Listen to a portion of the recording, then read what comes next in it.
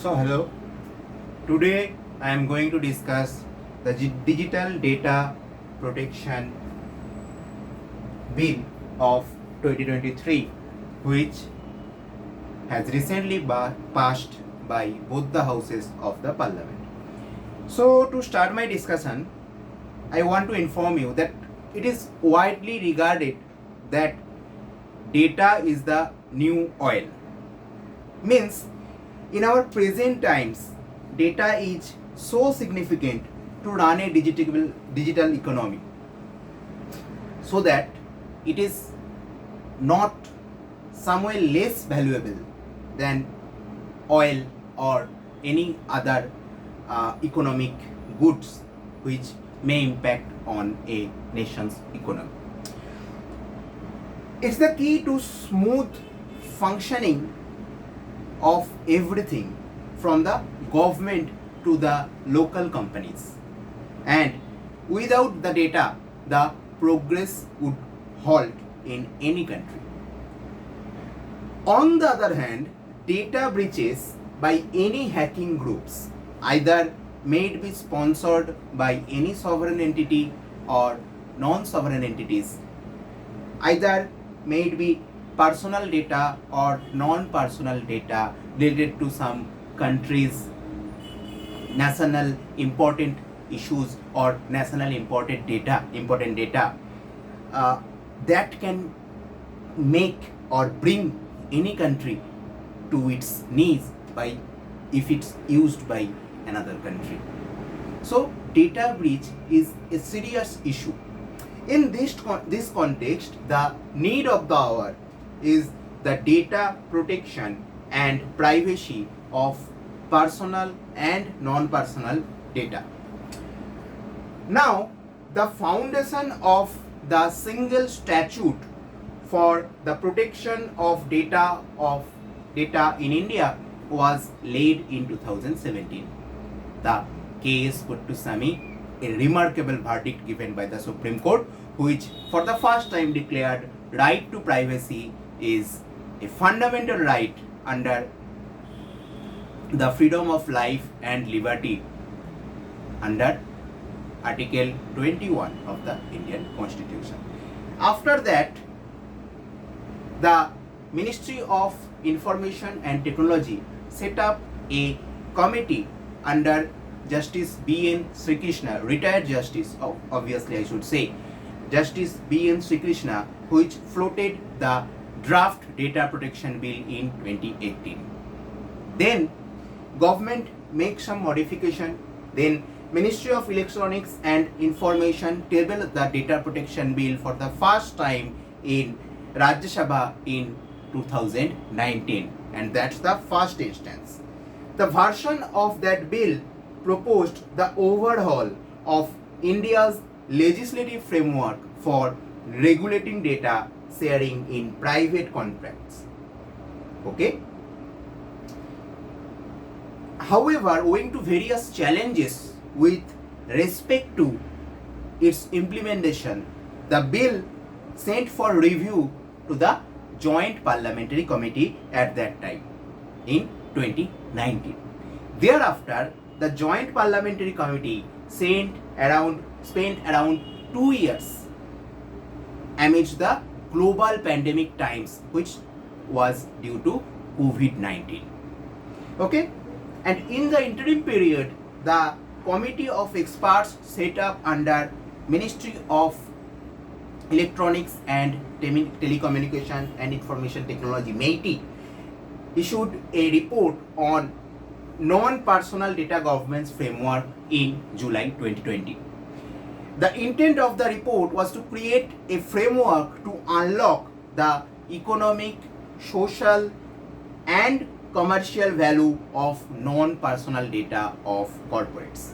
So the committee received over 1500 responses from various stakeholders regarding that report. The same committee released a revised report which limited the scope and purpose of sharing non-personal data and expanded on how the Personal Data Protection Bill and Non-Personal Data Governance Framework would function in tandem.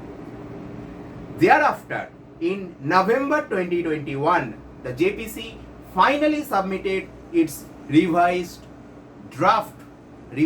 report of that bill. In its new iteration, the bill was renamed as Data Protection Bill of 2021, from Personal Data Protection Bill to Data Protection Bill 2021. A key change was the expansion of the scope of the law to cover not only personal data but non-personal data as well. The law also introduced significant data breach reporting requirement, regulation of hardware manufacturers, enabling a certification mechanism for all digital and information of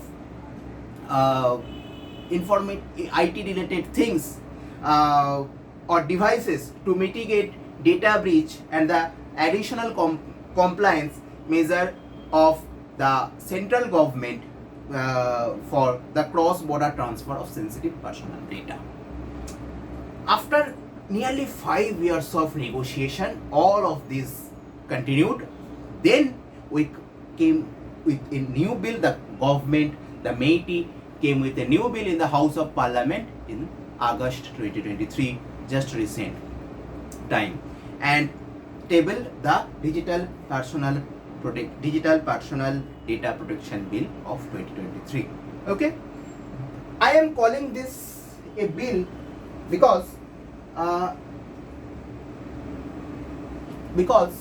it has been introduced in Lok Sabha and passed by Lok Sabha and also passed by Rajya Sabha, but it is still awaiting for the President's assent for the bill, and that's why I cannot say this as an act of law. Okay, so let's discuss what are the key features of the new bill. Before that, let's just look at few data, how the data nowadays are important. Chinese hackers reportedly targets India's power grid. This happened during the COVID period 2021, and India's power sector in Mumbai has been largely targeted by hackers, okay, by Chinese hackers, according to US private cyber security company. And you all know about the Pegasus spyware news. I don't need to mention about this in this discussion. And you also know about Trump's scam, Donald Trump's presidential election scam, when he massively used social media to gain election results in his favor, or tried to do so at least. Also, AIM server has recently been hacked, which have breached a data of more than 3 or 4 crore present, might be compromised in that sense, in that case also. So that's why data privacy and data protection becomes an important issue altogether for a nation like India. Now, so before coming to the core topic, we should understand the key terms mentioned in the bill. The first key term, we should understand that data principle. Who are data principles? It is the person, it is the company or entity whose information is being collected. Okay, so just like you and me, all are considered as data principle here. Next, what does data mean? Data means information that is represented in a form that is more appropriate for processing. What does processing refer to? Processing refers to the operations done to the data, often forms of organization, searching, combining, and more to glean further information. Now let's look one more term in the bill, discussed in the bill, data fiduciary. Who can be that data fiduciary? This can be a person, this can be a state, this can be a company or any entity that decides why data should be processed and how it should be processed. So the company which process your data, which seeks for your data, that comes under the definition of data fiduciary as well. Like Facebook, like all the social media companies, softwares we use, that all those things, all those websites we use, okay, they all come under the definition of data fiduciary. Okay. Next, look at the key features of the bill. Before looking at that, how the data protection law situation is around the globe. Okay. So an estimate of 137 out of 194 countries have put in place legislation to secure the protection of data and privacy, with Africa and Asia showing different levels of adoption, with 61 and 57% of countries respectively having adopted such legislation, according to the data from United Nations Conference on Trade and Development, that is UNCTAD, an intergovernmental organization which you all know within the United Nations Secretariat. The share in the least developed countries is only 48%. So only 48% among the least developed countries have data protection law. Their countries, respective countries. Okay. Next, look at the few models before coming to our data protection bill. Look at the European Union model. The General Data Protection Regulation of EU focuses on a comprehensive data protection law for the processing of personal data, and it is widely regarded as a model data to follow around the globe. Okay, so it is often considered as the best model to follow around the world. Okay, the EU GDPR. Okay, it has been criticized also for being excessively stringent,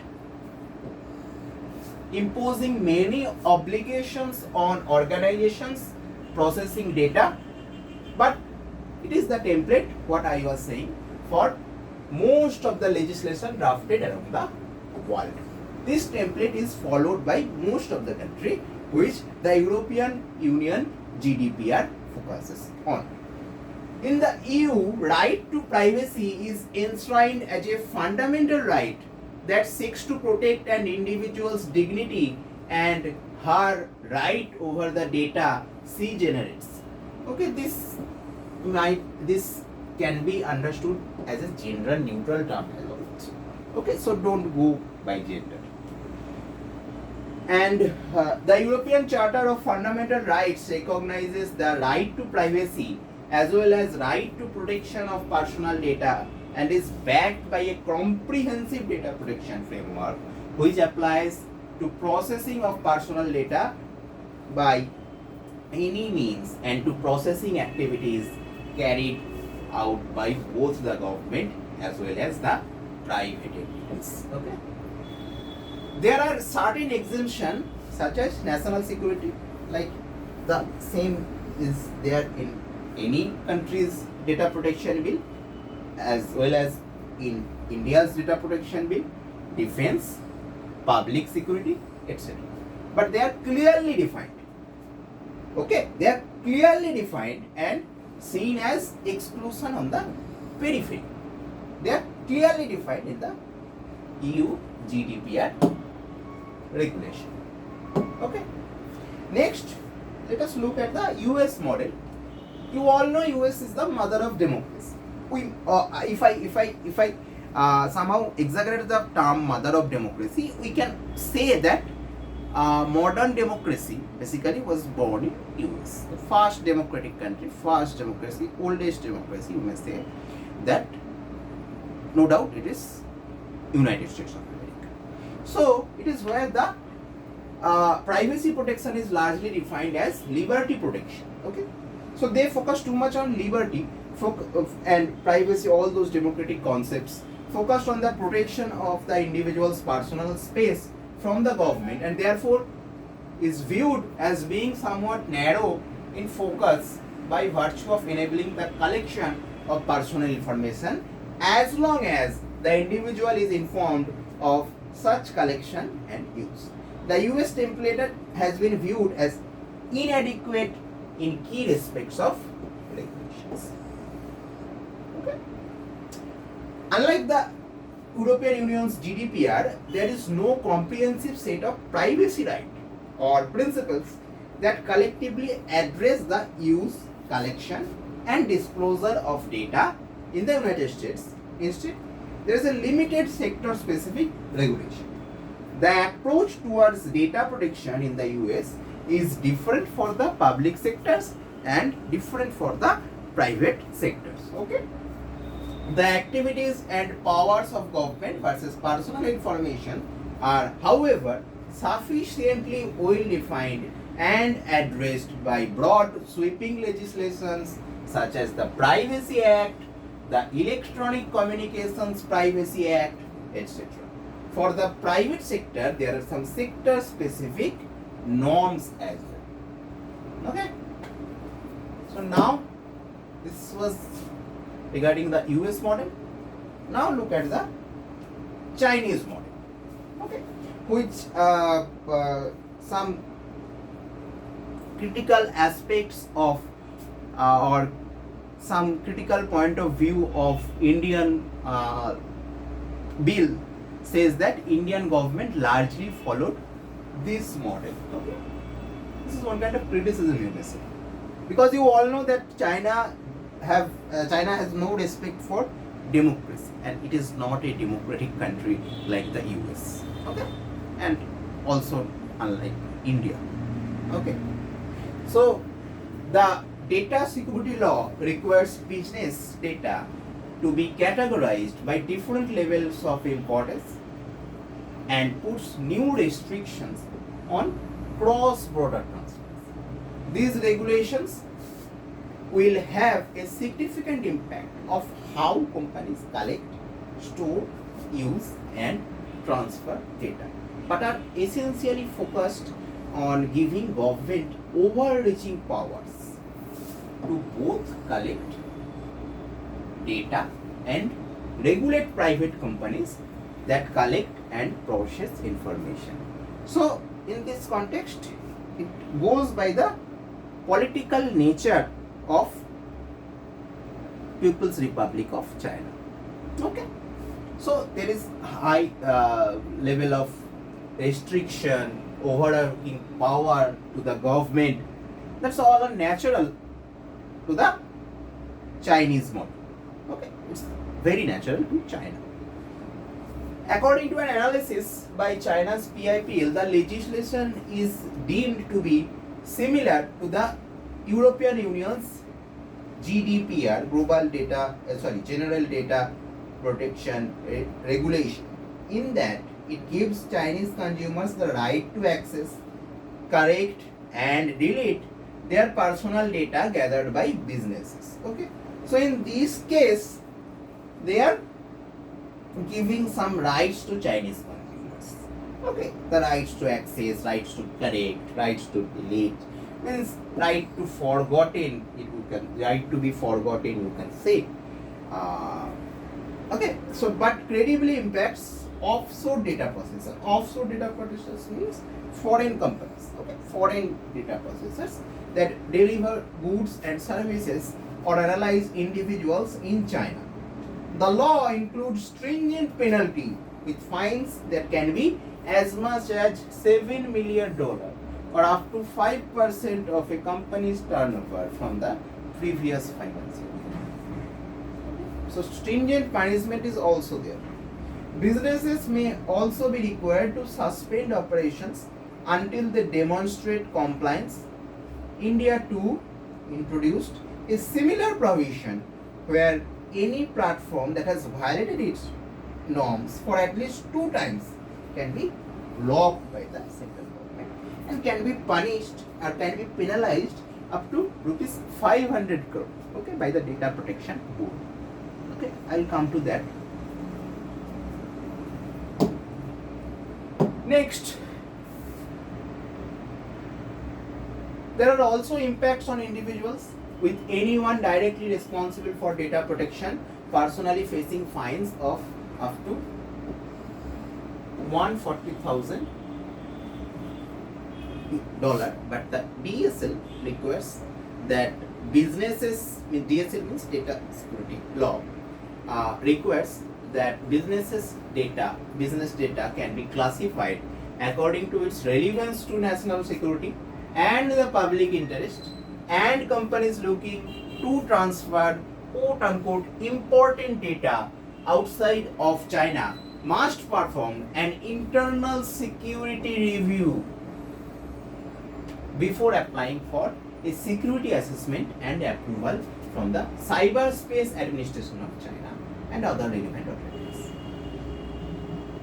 Companies that mishandle data under the DSL, means data security law, face severe penalties. For instance, Chinese ride-hailing giant Didi was faced with $1.2 billion, okay, fine in July this year for allegedly breaking China's cyber security laws after becoming one of the most high-profile targets of Beijing's increasing muscular approach to countries' tech sector. Okay, so other companies have also been facing such regulatory actions from PRC or People's Republic of China's Communist government. Next, let us look at highlights of our own bill, the bill which I am going to discuss today. Okay. The bill will apply to the processing of digital personal data within India where such data is collected online or collected offline and digitized. It will also apply to such processing even outside India if it is for offering goods or services in India. So, this is the applicability of it. Personal data may be processed only for a lawful purpose upon consent of an individual. Okay? Consent may not be required for specific legitimate uses such as voluntary sharing of data by the individual or processing by state for permits, licenses, benefits. Benefits means direct benefit transfers, all those government related benefits and government services. Data fiduciaries will be obligated to maintain the accuracy of data, keep data secure, and delete data once its purpose has been made. Okay? Next, there are more. Okay. The bill grants certain rights to individuals, including the right to obtain information, seek correction and erasure, and grievance redressal. For grievance redressal, there is a board, and after that, this data protection board comes into picture, which will be established by the central government to adjudicate on non-compliance with the provisions of the bill. The central government, look at this part, the central government may exempt government agencies from the application of provisions of the bill in the interest of specified grounds such as security of state, like national security, public order, and prevention of offences. Okay, so these are the key terms mentioned in the bill. Okay. Next, let us discuss the issues. Okay, so what are the issues in these key terms which we can find out, or several experts have already found out in this bill. So exemptions to the state may have adverse implication for privacy. Personal data protection processing by the state has been given several exemptions. So what is the definition of state? You all know, according to Article 12 of the Indian Constitution, the state includes central government, state government, local bodies and authorities as companies set up by the government. There may be certain issues with such exemption. Okay, so this is first key issue which I must say, or experts have noted regarding this bill's provisions or key clauses. Okay, so exemptions to the state is the first key issue. Now, unchecked data processing by the state may violate the right to privacy. And I have already said that Supreme Court in 2017 in case Puttasamy case has considered the right to privacy as a fundamental right and included it into the right to life, right to freedom of life and liberty under Article 21 of the Constitution. So the Supreme Court in 2017 has held that any infringement to the right to privacy should be proportionate to the need for such interference. Exemption for state may lead to data collection, processing and retention beyond what is necessary. This may not be proportionate and may violate the fundamental right to privacy. The bill empowers the central government to exempt processing by government agencies from any or all provisions in the interest of aims such as the security of the state and maintenance of public order. None of the rights of the data principles and obligations of data fiduciaries except data security will apply in certain cases such as processing for prevention, investigation and prosecution of offences. Okay? So this is a key issue. The bill does not require government agencies to even delete personal data after the purpose of processing has been met. Using the above exemption on the ground of national security, the government agency may collect data about citizens to create a 360-degree profile for surveillance, and government may turn this bill as a weapon to make India or government as a surveillance state or total surveillance state. Okay? It may utilize, and I am again and again saying it is not my personal view, it is the views expressed by the concerned experts, not it's my personal opinion. So don't hold me accountable for this kind of views. Okay? It may utilize data retained by various government agencies for this purpose.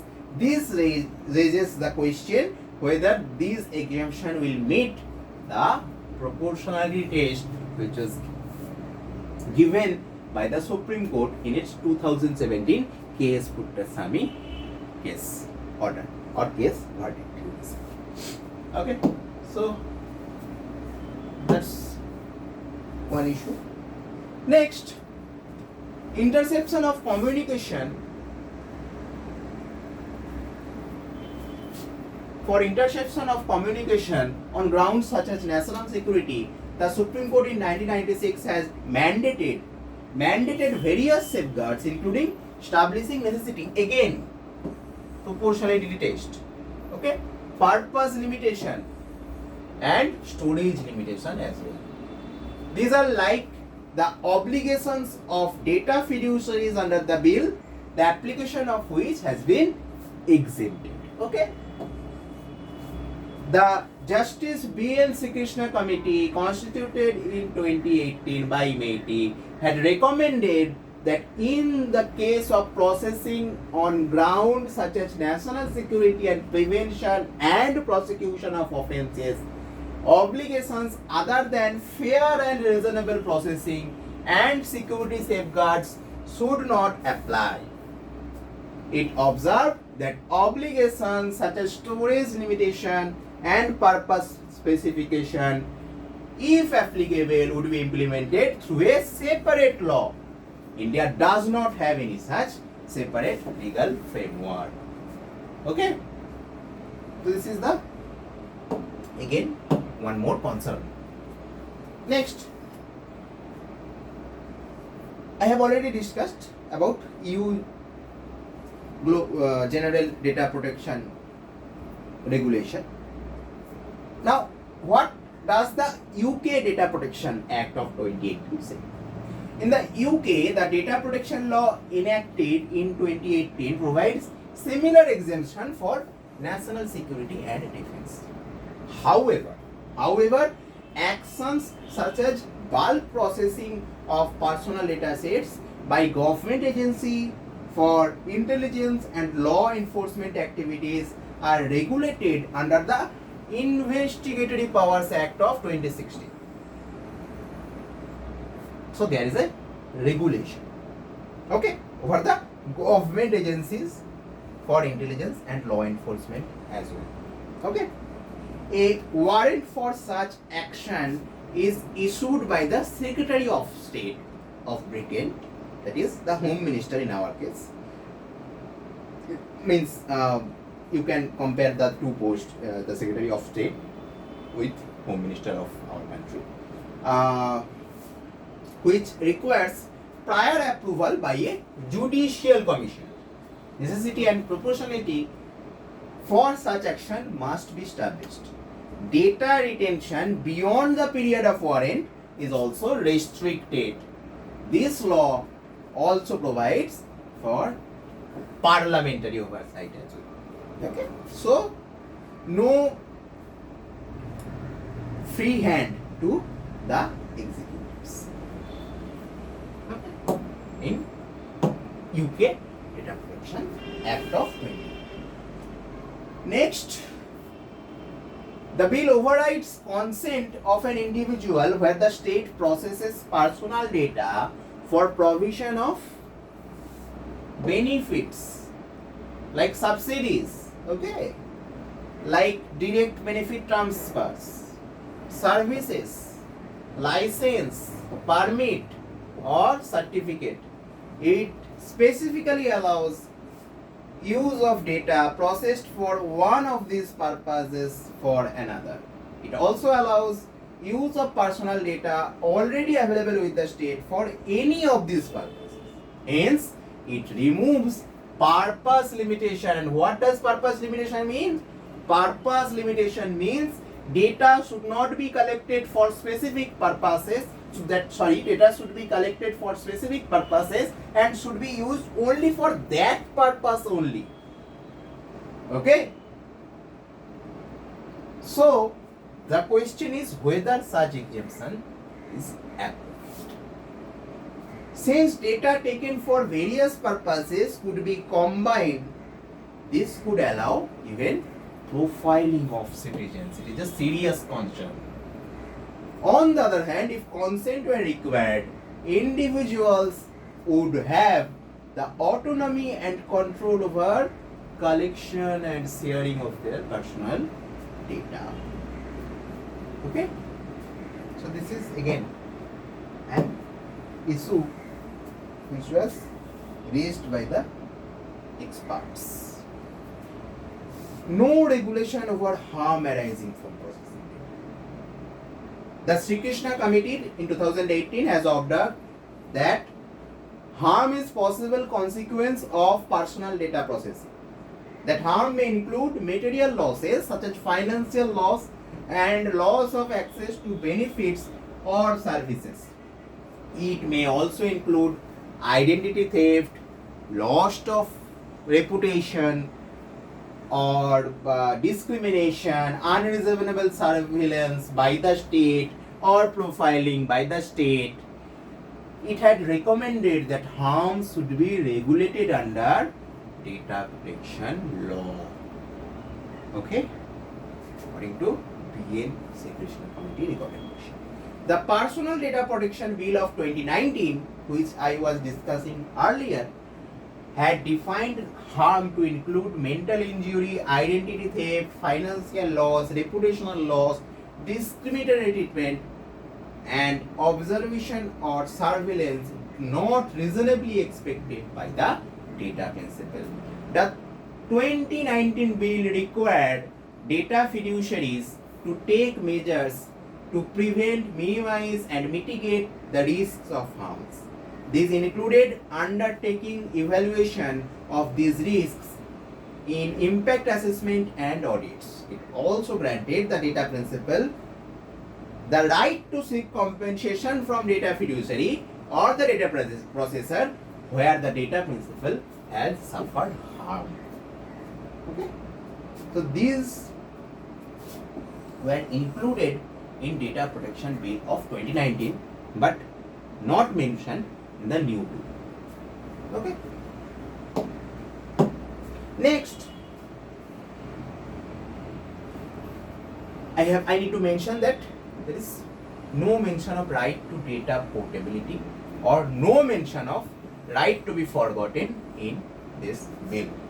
The 2018 draft bill and 2019 bill introduced in Parliament provided all these two rights. Both the rights were provided. The Joint Parliamentary Committee, while examining the 2019 bill, recommended retaining these rights. Even the GDPR of European Union, which I was calling a model for making the data protection law around the world, has also recognized these two rights. BNC Krishna Committee observed that a strong set of rights of data principles is an essential component of a data protection law.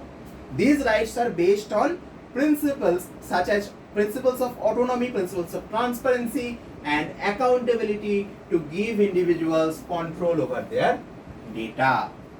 The right to data portability allows data principle to obtain and transfer. What does data portability mean? I have explained here. The right to data portability allows data principals to obtain and transfer their data from data fiduciary for their own use in a structured, commonly used and machine readable format. Okay? It gives data principal greater control over their data. It may facilitate the migration of data from one fiduciary to another. Okay? So it does benefit to the data principles. This right to data portability has been nowhere mentioned in the new bill, which has been passed by both the houses. Now let's discuss the right to be forgotten. Okay. So, right to be forgotten means the right of individuals to limit the disclosure of their personal data on the internet. In 2019, MeitY released a draft of Personal Data Protection Bill, which includes provisions related to right to be forgotten. The bill recognizes the right of individuals to have their personal data erased in certain circumstances, including when the data is no longer necessary for the purpose for which it was collected, or if the individual withdraws their consent for the data to be processed. So, the data principle has been given more rights, or was given more rights in that 2019 draft bill, okay, which is nowhere mentioned in the new bill. The Sri Krishna Committee observed that right to be forgotten is an idea that attempts to instill limitations of memory into an otherwise limitless digital sphere. However, the committee also highlighted that this right may need to be balanced with competing rights and interests. Exercising this right may interfere with someone else's right to free speech and expression, which comes under Article 19. Okay? And the right to receive information, right to information, RTI, its applicability may be decided on factors such as sensitivity of the personal data to be restricted the relevance of the personal data to the public and the role of data principle in public life. Okay. So this was one key issue. Now, regarding cross-border data transfer, the bill provides the central government may restrict the transfer of personal data to certain countries through a notification. So it basically whitelist foreign countries instead of blacklisting them. Okay. This implies the transfer of personal data to all other countries without any explicit restriction. Okay. So means if the executive does not put any restriction on any other country, then it can be easily transferred from one country, means from India to that country. Okay. That was I telling about whitelist. Okay. The question is whether this mechanism will provide adequate protection. The aim of the regulation of transfer of personal data outside India is to safeguard the privacy of Indian citizens. In the absence of robust data protection laws in any other country, data stored there may be more vulnerable to breaches or unauthorized sharing with foreign governments as well as private entities. So, let's say any country which doesn't have any strong data protection law or data privacy law as such. In that case, our data may be compromised. Okay.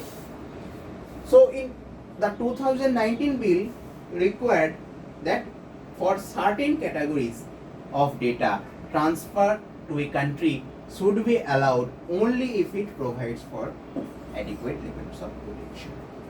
Okay. So this was one key issue. Next, come to the shorter term of the data protection board. The bill provides that members of data protection board will function as an independent board. But how independent, it remains a question mark here. Members will be appointed for 2 years only and will be eligible for reappointment further. A shorter term with the scope of reappointment may affect independent functioning of the board.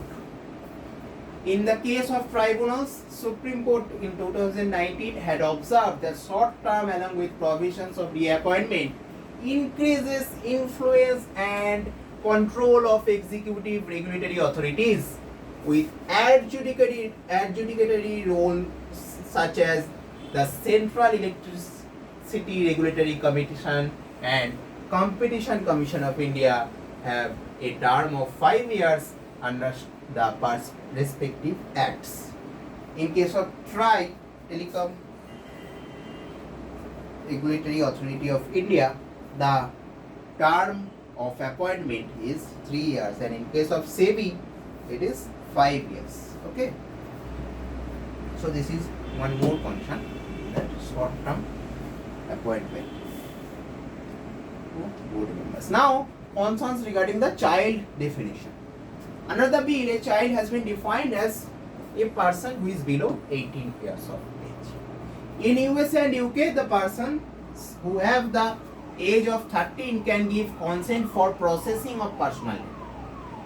GDPR of European Union sets this age at 16, and member countries of European Union can lower it up to 13 as well. The BNC Krishna Committee had recommended that while determining the age of consent for children, certain factors should be considered. These include minimum age of 13 and maximum age of 18, and a single threshold for ensuring practical implementation. It also observed that 18 years may be too high from the perspective of full autonomous development of a child. However, to be consistent with existing legal framework, the age of consent should be 18 years. Under the Indian Contracts Act of 1872, the minimum age to sign a contract is 18.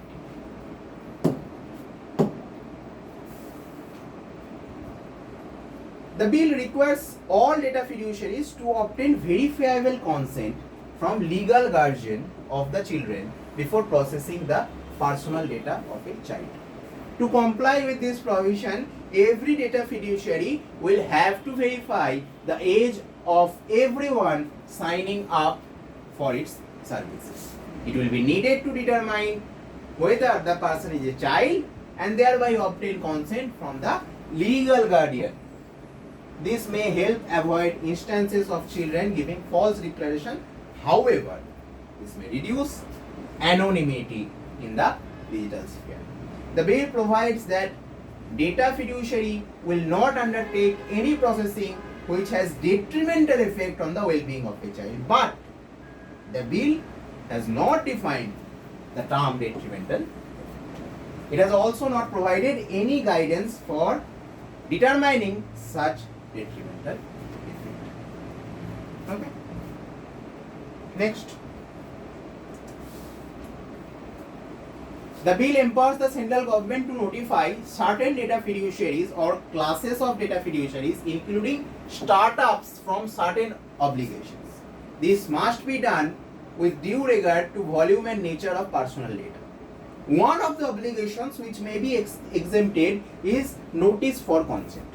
The requirement to seek free and informed consent will continue to apply in case of these identities. However, if there is no obligation to provide notice regarding nature of data collected and purpose of processing, it may be argued that a data principal will not be able to provide informed consent.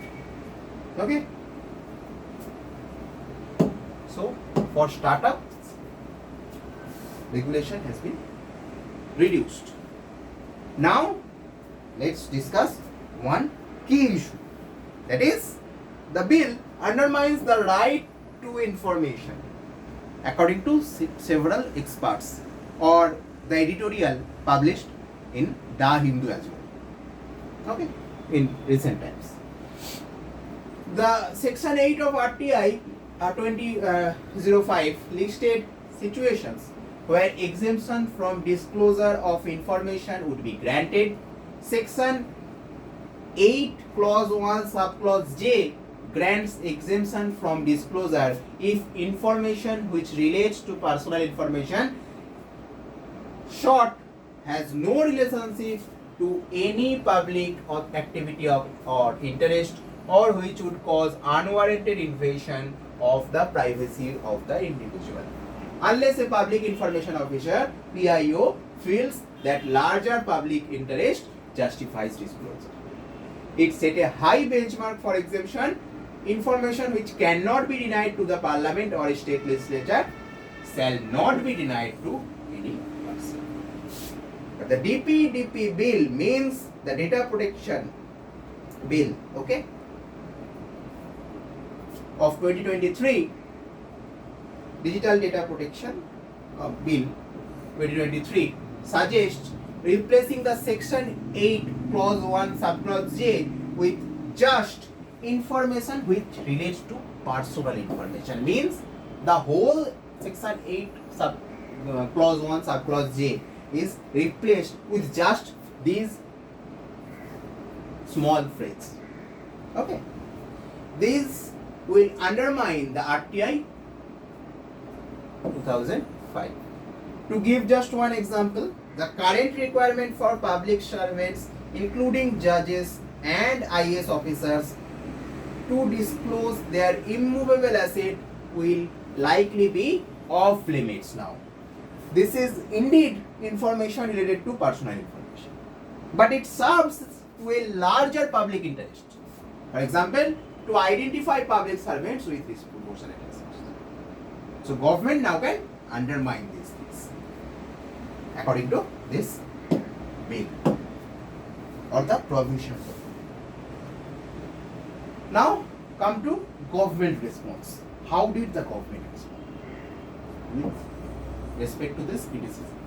Responding to concerns raised on various accounts, the IT Minister, Mr. Ashwini Vaishnav, said that exemption to center were needed if there is a natural disaster, like an earthquake, will the government have time to seek consent for processing their data, or have to act quickly to ensure their safety? If the police are conducting an investigation to catch an offender, should their consent be taken? The IT minister has asked. He added that the European Union's global data protection regulation also has 16 exemptions, but India's bill has only 4 exemptions.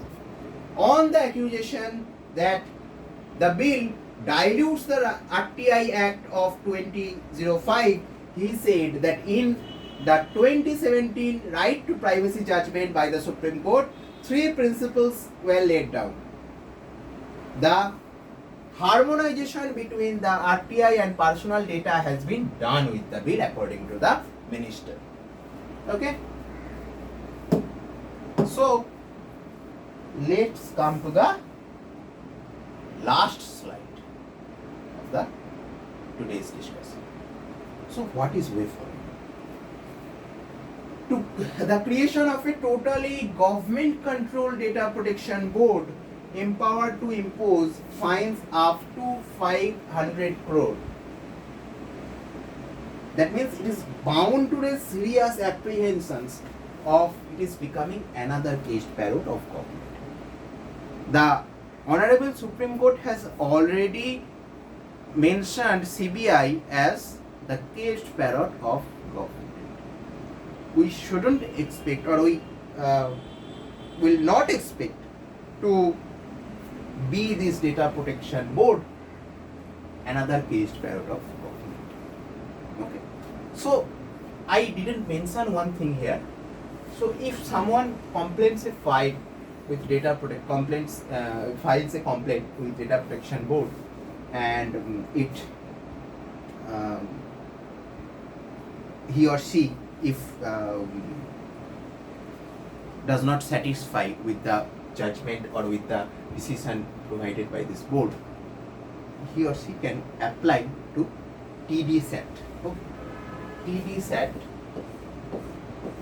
is a tribunal, Telecom Disputing Settlement Appellate Tribunal.